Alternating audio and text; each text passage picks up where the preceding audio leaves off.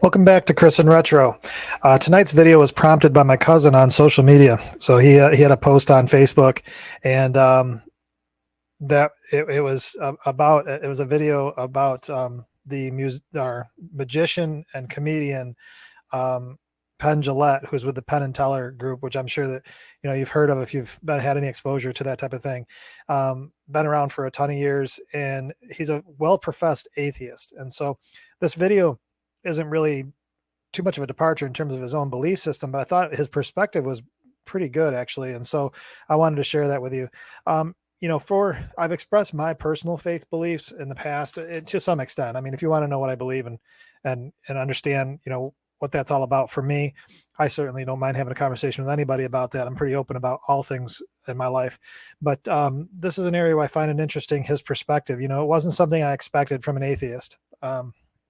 It's just certainly not. So I thought it was interesting, and there's a few takeaways I'll share at the end here. So without further ado, I think what we'll do is get right into the video.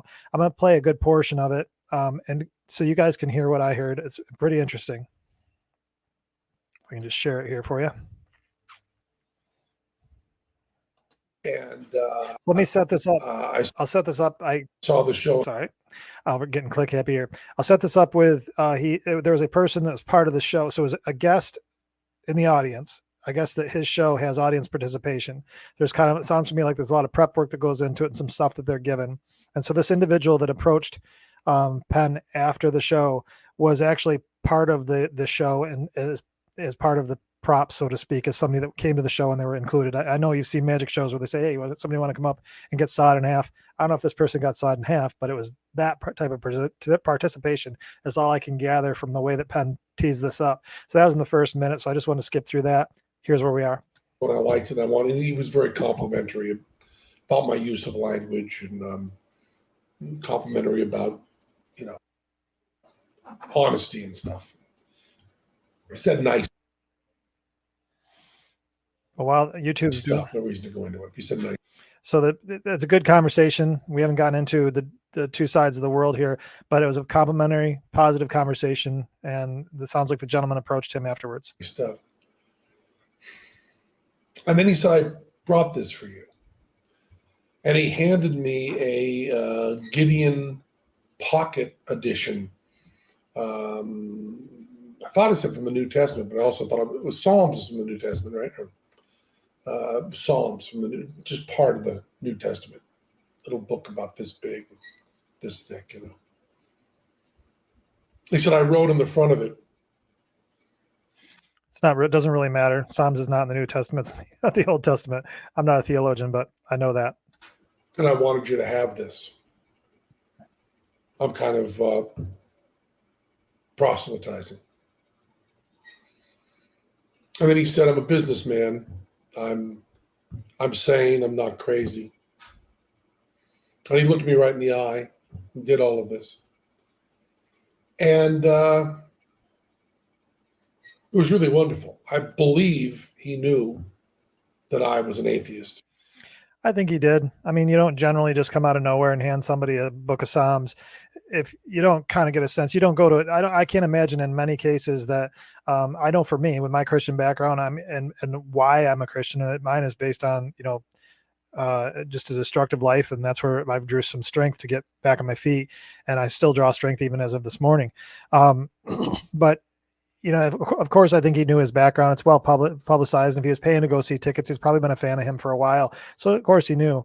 But it's interesting to me, his comment. He thought it was wonderful, and I think that perspective right up front, knowing full well we're talking about two different worlds here that believe two different systems, and one is being engaged by the other one. I think that probably, if you think about an important part of this conversation, regardless of where it goes from there, was Penn's willingness to accept that somebody else believes something else and could have that conversation with them.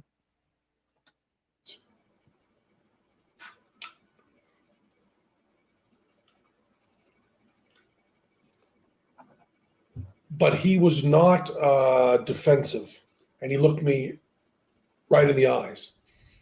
And he was truly complimentary. It wasn't in any way, it didn't seem like empty flattery. He was really kind and nice and sane and looked me in the eyes.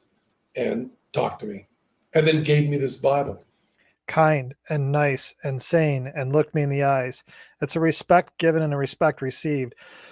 Excuse me. It's not to say that because he believes something else, he's stupid. I mean, how many times have we seen these debates with politics or debates with religion? This person's dumb, that person's dumb, you're an idiot, you're whatever. He recognized the humanity of a respectful person that believed a different thing than him and was trying to share something with him. And I've always said, that I don't respect people who don't proselytize. I don't respect that at all. If you believe that there's a heaven and hell and people could be going to hell or not getting eternal life or whatever, and you think that, it's not really worth telling them this because it would make it socially awkward. And atheists who think that people shouldn't proselytize, just leave me alone, keep your religion to yourself. So let's make sure the qualifiers are there. He's saying that if your belief system is that there's a heaven and a hell, and that without accepting God, you're going to go to hell. With accepting God, you're going to go to heaven.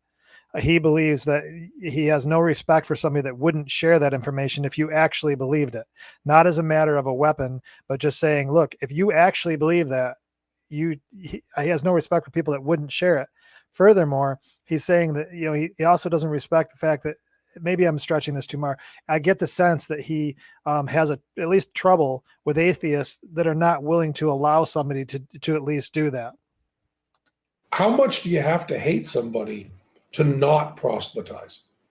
How much do you have to hate somebody? How much do you have to hate somebody to not proselytize? I thought that was so powerful. And I wish I hadn't cut it off there. I forgot where that was. But how much do you have to hate somebody to not proselytize? I thought that was so powerful because not only is he willing to accept the fact that this other individual, even though he doesn't believe it and doesn't accept necessarily the message, he accepts the person actually cared enough for him to share something that he actually believed in that would save his life. And he takes it even further, is how much do you have to hate somebody to not share that with them? Very interesting perspective. And that's what really hooked me in when I saw this. How much do you have to hate somebody to believe that everlasting life is possible and not tell them that? I mean, if I believed beyond a shadow of a doubt that a truck was coming at you and you didn't believe it, that truck was bearing down on you, there's a certain point where I tackle you. And this is more important than that. And he's saying that this spiritual thing is more important than that. He even recognizes that this concept is way more important than that. Because we're talking, if that person believes it's eternal death and eternal burning and all that other stuff, how much do you have to hate somebody? If in his circumstance that he would save somebody from getting hit by a tractor trailer, how much more, if you let them get hit by the truck, how much more do you hate them if you're letting them fall in victim to something you believe so strongly in? I always thought that, and I've written about that, and I've thought of it conceptually. This guy was a really good guy. He was polite and honest and sane, and he cared enough about me to proselytize and give me a Bible, which had written in it a little note to me, not very personal, but just, liked your show and so on. And then 5 phone numbers for him and an email address if I wanted to get in touch. Now, I know there's no God, and one polite person living his life right doesn't change that. So again, his belief is that there is no God. He knows it in his mind. That's his intellectual perception of it. But he's at least willing to accept, the fact that somebody else could approach him. And so I'm going to stop the video there because quite honestly, I'm not on this channel really interested in promoting, the concepts of atheism and taking a chance of, tripping somebody up from a belief system that I have. I respect so much his approach on this, candidly.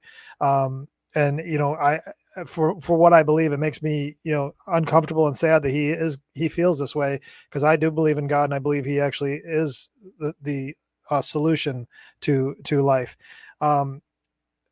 But I'd have so much respect for the fact that he would share his perspective this way to have us challenge us all. So now here's a few things I looked at as, one, his approach was he recognized the humanity of this person, how kind he was.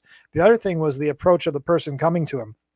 Oftentimes I see Christians that are out there weaponizing their beliefs and calling people dumb and you're going to fail and you're going to whatever else. And honestly, it's about whether your message is being heard. Now, this is true in sales. It's true in promoting things. It's true in any area of your life that your audience needs to hear it. So if you're out there weaponizing something, I would argue that you're actually not caring for a person at all. You don't care at all about the result for them. All you care is that you're doing your job based on the works that you're trying to accomplish because you want to be in good favor for your God. When in fact, in my belief system, it's more about the result on both ends of it. Why are you acting for in the right reasons?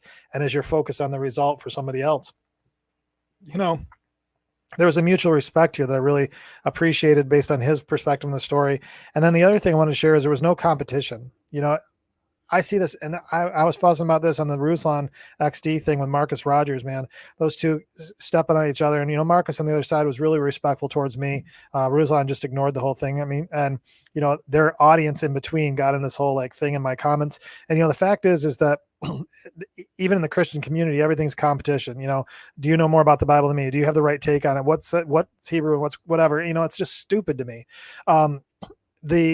This is another situation where if I'm an atheist versus a Christian, it's always going to be atheist versus Christian. It's not just a conversation, and you guys just have a different view on life and a different view on eternity. And, for this conversation, I felt like when it was approached with respect by both people, no competition on the table, you weren't really trying to convince each other, but you were sharing your position. I felt like it was an effective way to deal with things. Here's the thing. No matter what you believe, your obligation is not to convince somebody of something. Okay.